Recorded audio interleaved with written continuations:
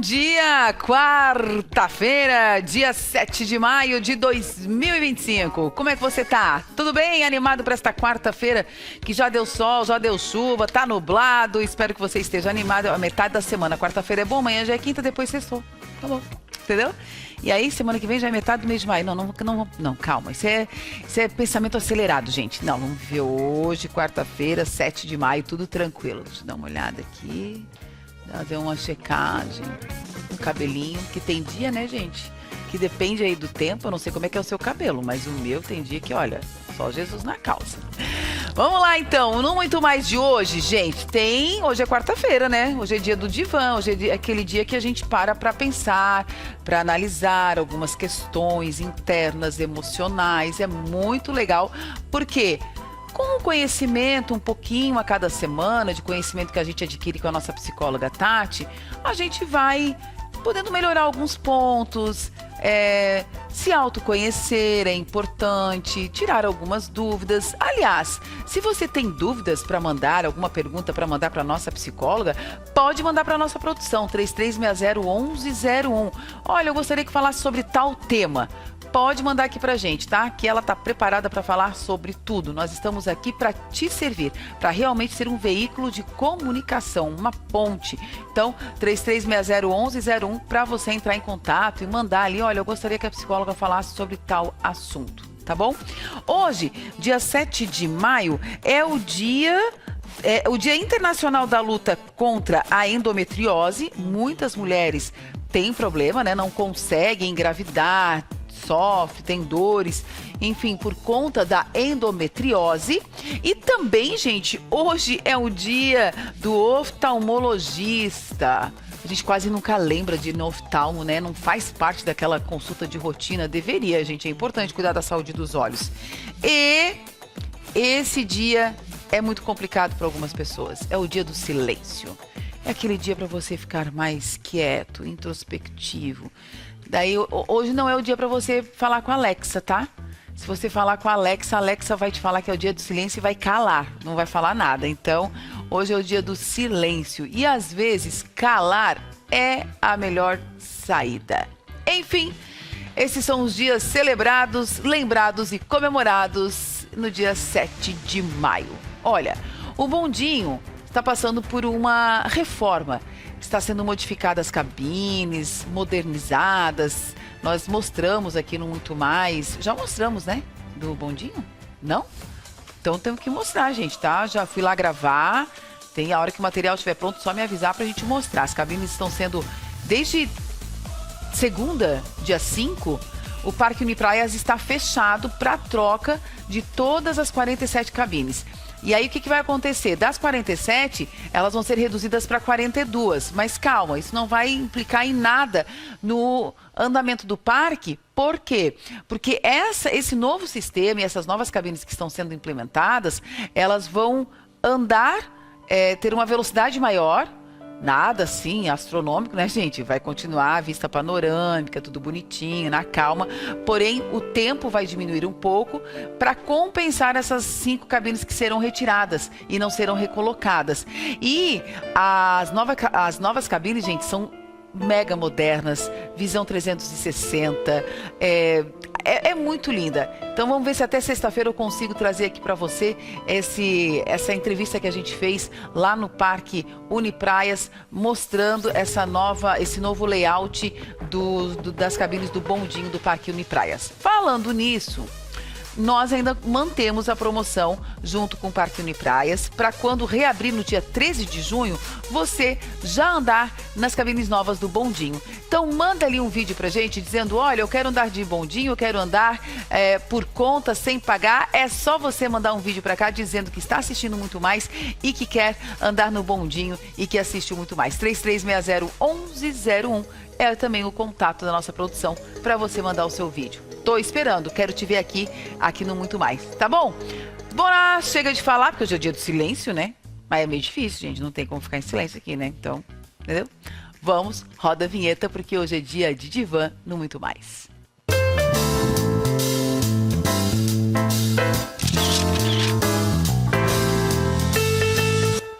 Ela, Tati Marafon, bom dia, tudo bem?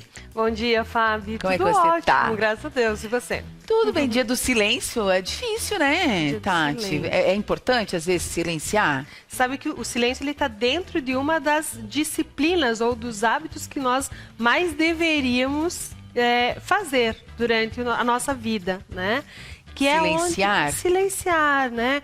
Ouvir um pouquinho mais dos nossos pensamentos, e aí não são aqueles intrusivos, porque os intrusivos vêm justamente quando nós estamos acelerados, ouvindo muito mais as vozes lá de fora, as coisas que os outros esperam sobre nós, as regras que a sociedade nos impõe, e esses pensamentos que nós temos que dar ouvidos dentro do silêncio, né? É aquilo que nos liga à nossa essência de novo, o que faz bem para mim, como que eu avalio o meu dia. Então, silenciar realmente faz muito bem para nossa saúde mental.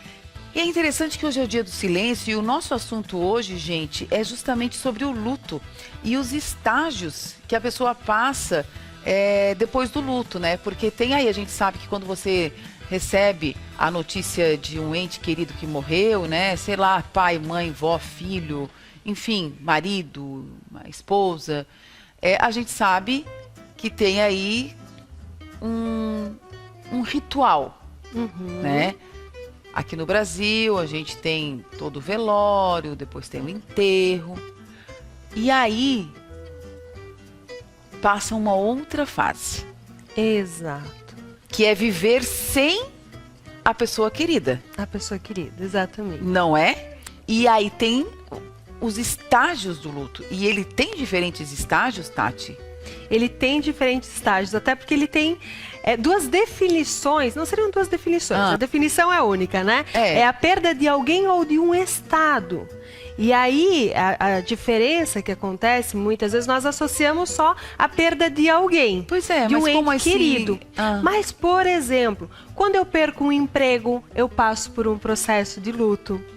Quando eu perco, por exemplo, passei por um acidente de trânsito, perdi minha mobilidade. Isso também é um luto, porque eu perco a condição de viver da mesma forma que eu vivia antes. Seja então pela minha mobilidade, ou na função que eu fazia, ou na condição de estar acompanhado de alguém que me era benquisto. Sim, então nós nós associamos uma coisa associamos bem muito, verdadeira. A gente associa o luto à morte a perda de alguém. de alguém, né? mas realmente tem quem passa por um acidente e perde a mobilidade, tem um membro amputado, também passa por esse luto. Alguns diagnósticos que às vezes vêm de maior impacto e realmente traz uma mudança na sua vida, né? Então ele vai trazer essas etapas, essas 3 etapas do luto também. Quais são essas etapas do luto? As 3 etapas do luto que nós temos então, Fábio, a primeira é a negação. E aí, quando eu falo em negação, também tem um outro mito, né? Tati, mas é muito mais fácil eu aceitar a morte de alguém. Né? Vamos pensar, então, nessa classificação de perder alguém. É muito mais fácil eu aceitar quando essa pessoa já está doente, está acamada, está em fase terminal, do que alguém que eu perdi abruptamente. Não necessariamente, gente. Por quê? Nem todo mundo se prepara para aquilo. Na verdade, a maioria de nós não se prepara para uma perda. É claro que nós temos algumas doutrinas, como por exemplo a doutrina kardecista, que ela tem uma visão diferente de vida e morte.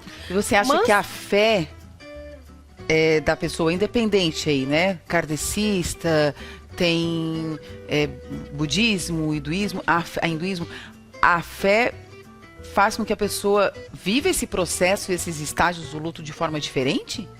Eu acho que a fé ela acaba sendo fundamental para todos no terceiro estágio, que é quando eu saio desse lutar, né? Então a fé ela sempre é aquela válvula que nos impulsiona a vida. Diferente aí, né, da religião que você siga. Mas quando eu falo em negação, eu não falo só da não aceitação, mas é porque eu ligo o piloto automático. Então vamos pensar assim, que eu estou processando o fato, eu preciso ir atrás de documentação, eu preciso encaminhar a missa de 7º dia, né? Todas aquelas coisas. Ser prática, tomar decisões. Ser prática, exatamente. que para algumas pessoas já é natural, né? Tem pessoas que elas são mais, como nós estávamos falando antes, resolutivas. Não, aconteceu o fato, eu preciso resolver, depois eu sinto. Lembrem que, como nós processamos as coisas? Eu penso, eu sinto e eu ajo. Quando eu estou no piloto automático, eu só penso e eu ajo. A negação é o nosso piloto automático. Eu nem tenho tempo para sentir, e eu acredito que seja até uma defesa do ser humano, de naquele momento, eu não quero sentir, Tati, eu só preciso resolver. Sim. Né? Quanto tempo isso dura, Fábio? De uns 15 a 20 dias. Tá. Então, é aceitável, porque algumas pessoas até cobram, né? Nossa, mas a fulana nem chorou no velório. Gente, calma, mas gente, cada um processo de uma... É falta de respeito, na verdade. Não, é que daí você mede pela tua régua, mas cada um sente de um jeito, vive de um jeito. E provavelmente naquele momento a pessoa não está nem podendo sentir, é isso que nós estamos falando. Às vezes nem caiu a ficha do que está acontecendo, né? Exatamente. Sei lá. Então acho que já fica um alerta para que a gente tenha essa empatia verdadeira com quem está passando pelos diferentes estágios de luto, né? Então se a gente colocar isso, essa crítica em quem perdeu o emprego, mas isso não é nada, daqui a pouco você arruma outra. Calma, a pessoa tinha um apego com aquilo, tinha uma identidade com aquele emprego. Dá esse tempinho para ela processar as coisas, né? Sim. Porque aí ela vai para a segunda fase, que é a fase da adaptação. Que é quando eu começo a realmente perceber que o mundo não parou porque eu perdi alguém. Nessa fase, pode vir um sentimento de raiva para algumas pessoas. Sabe aquelas frases assim, a pessoa não podia ter me abandonado justamente agora, mas Deus não foi justo comigo. Se eu tivesse feito diferente, se eu tivesse aproveitado mais. Esse sim. Eu não sei se você, que me acompanha aqui todos os dias no Muito Mais, sabe? Então eu vou te contar. Eu já enterrei uma filha, já perdi uma filha num acidente de carro que eu sofri. E aí a Tati falando desses estágios, e é tão interessante, porque primeiro quando você está vivendo esses estágios, você não sabe que está vivendo, né? Sim, você só vai vivendo. Exato. Eu não tive essa resolutividade aí, porque eu não tinha nem forças para, entendeu? Ver essa parte burocrática. Mas essa segunda etapa da raiva, eu me lembro claramente da raiva que eu fiquei. Tu sabe de quem que eu fiquei com raiva, gente? Não, gente, é muito incrível. Primeiro, de algumas pessoas que foram no velório. Tu acredita nisso? Não sei porquê, gente, eu era, né? Não sei porquê, enfim. E eu ficava muito indignada, olha o que é o sentimento. Eu ficava muito indignada que, tipo assim, eu ficava cuidando quem morria. E só morria gente velha. Eu digo, tá, mas como assim? Não morre criança, não morre bebê? Só morreu a minha, entendeu? E eu levei um tempo, tá? Levei um tempo para sair desse estágio. Eu não sei quanto tempo dura, mas o meu foi aí uns par de anos. Sim, Fábio. E é totalmente compreensível esse sentimento que você partilhou conosco, né? Porque quando eu vejo pessoas no velório, lógico que eu não estou com raiva daquelas pessoas, não, claro, mas eu estou com raiva da situação, porque aquelas pessoas estarem ali materializa a minha perda. Eu acho que é isso. Entende? Então faz muito sentido. Cara, é muita loucura o cérebro, trouxe, né? As emoções, é muito louco isso. E essa indignação, quando a gente perde pessoas mais novas, né? Porque, pela ordem cronológica da vida, é aceitável, não quer dizer que seja menos dolorido, mas é aceitável que pessoas com mais idade partam antes de pessoas novas. É natural. Uma mãe enterrar um filho ou uma filha não é algo que a nossa cabecinha está acostumada a pensar. Mas é possível que aconteça. Né? Então, toda essa indignação, toda essa raiva vem fora de uma forma, às vezes, muito agressiva. A ponto de algumas pessoas não conseguirem, ou acharem que não conseguem, mas estar junto daquela pessoa. Então é nessa fase que às vezes casais podem se separar ou tomar medidas diferentes para sentir o luto, né? Então é a fase onde nós precisamos de uma rede de apoio muito próxima mesmo, muito íntima. Não quero dizer várias pessoas, mas aquelas pessoas que realmente se importam conosco. Sabe, que tirem de nós aquelas tarefas do dia a dia, mas que podem trazer lembranças. Por exemplo, se você tem alguém próximo de ti que acabou de perder alguém, faz uma comidinha e leva para essa pessoa. Faz um bolinho da tarde e leva. Convida para tomar um café fora. Porque muitas vezes o fato dessa pessoa fazer o almoço vai lembrar do prato que a pessoa que ela perdeu gostava. Olha. Entende? Então, nós temos as nossas memórias afetivas, como nós já falamos aqui, e nesse momento elas vêm cada vez com mais intensidade, a ponto de nós lembrarmos de coisas que a gente nem sabia que tinha registrado, né? Pequenos momentos aí que vêm à tona justamente nessa fase. Tem mães que relatam que quando a filha casa, elas se sentem também num processo de luto. Isso pode acontecer? Tipo, parece que eu perdi minha filha ou o filho, que é muito próximo. Geralmente a gente associa isso a uma outra síndrome, né? Chamada síndrome do ninho vazio. Quando a gente fala em síndrome, não é que seja uma coisa classificada nos autos da medicina e da psiquiatria, mas nós classificamos algumas dores dessa forma, né? E aí por quê? Porque provavelmente ela perdeu a identidade de mulher e de esposa e viveu muito tempo sendo mãe. Quando a minha filha cria uma independência, eu tenho um processo de luto, sim. De perda. Que é quem agora eu sou. Como eu sigo sem essa filha em casa. Tipo, não tenho mais aqui próximo a mim. Exato. Bom, você falou de 3 estágios. Então, primeiro da negação, o segundo... Da adaptação, que é onde eu preciso voltar para minha vida. O mundo sem continua girando. Aquela pessoa, exato, né? Aí você me pediu, acho que daí Tati, o teu mundo para. Né? O teu mundo para, mas o mundo ao teu redor continua. Como que o mundo continua, né? E aí o mundo deveria todo parar. Eu acho que esse é o sentimento, né? Deveria estar todo mundo parado comigo, né? Como que as pessoas continuam felizes, né? Nossa, é uma loucura. Né?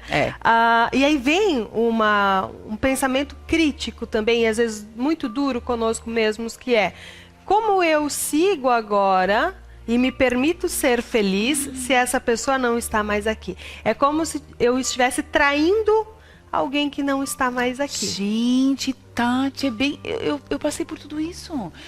Gente, isso tem muito tempo, né, que aconteceu na minha vida. E graças a Deus que hoje a psicologia, a procura por um profissional, por um psicólogo, psiquiatra, está mais normalizado, né, Tati? Porque no meu tempo, quando eu passei por isso, só quem era louco procurava ajuda psicológica e psiquiátrica. Graças a Deus que isso mudou, né, Tati? Sim, mudou. E aí então eu tenho a fase da negação, a fase da adaptação e a fase da aceitação. Lembrem que depois de dias de escuridão vem a luz, né? Então quando a gente fala em luto, é isso mesmo. São processos de lutar em que eu nego que isso aconteceu, em que eu quero que o mundo pare para sentir a dor comigo, né? Em que eu luto por aquele momento que eu não tive, eu não tenho mais tempo de ter, mas que eu paro e digo: ok, agora eu preciso aceitar que isso não existe mais. Essa história sempre vai fazer parte da minha história, essa pessoa sempre vai fazer parte da minha vida, mas eu preciso sim seguir. E tem um tempo mais ou menos definido dentro da psicologia para cada etapa desse luto? Então, a negação aí de uns 15 a 20 dias, o processo de adaptação ele pode levar até 2 meses, que é essa raiva misturada com indignação. Do que depende isso? Tem variáveis, né? Se eu tenho uma rede de apoio legal, se eu procurei uma ajuda ou não. E essa fase da aceitação, ou ela acontece logo na sequência, ou que aí é quando eu digo assim, poxa, agora eu tenho que aprender, por exemplo, a ir num banco sozinha. Vai ser difícil, vai ter insegurança, mas eu vou. Ou eu pego o outro caminho, que é o caminho da depressão. Não, era só aquela pessoa que conseguia fazer, eu não consigo, eu não vou dar conta, né? E aí vem pensamentos até mais pesarosos nesse sentido. Ali eu tenho que ter cuidado, ali o acompanhamento psicológico e psiquiátrico é fundamental, para que essa pessoa não morra em vida, né? Porque ela tem uma morte interna daí. Então, às vezes, o processo de luto ele é mais demorado por isso. Porque nessa fase entre eu ir para a aceitação e mesmo com dificuldade eu enfrentar a vida sem essa pessoa, eu vou mais para um estado melancólico e depressivo. Muito bem. Olha, espero que a gente tenha te ajudado. Não sei se você está passando por algum processo de luto. Se você conhece, de repente, alguém que está passando por um processo de luto e não sabia como ajudar. Então, agora você está entendendo mais ou menos como que as emoções, né, funcionam. E mais do que isso, se ela precisa de uma ajuda profissional, tem aí o contato da Tati para você indicar. É uma profissional que tem credibilidade, que você tem acesso. Isso é muito importante. Então, acho que ser essa rede de apoio também é extremamente importante. Ainda que você não tenha vivido um processo de luto, quando a gente aprende como é que acontece, fica mais fácil também para ajudar, né, Tati? Exatamente. Obrigada. Obrigada a você. Até semana que vem. Amei. Até. Gente, espero que você tenha gostado também, tá? Nós vamos para o intervalo e depois do intervalo nós vamos receber aqui o cachorro, gente. Um cachorro especial, premiado. O tutor desse cão é o novo cão da Guarda Municipal e assim, é incrível o trabalho realizado por esse tutor, não só aqui em Balneário, no mundo. Ele é referência no mundo. Então, depois do intervalo, a gente vai conversar com ele. É o Alexandre Ramos, ele é o tutor do K9, é isso? Hã? Kishi? Kishi. Esse é o nome do cachorro. A gente vai pro intervalo e volta já já, tá bom?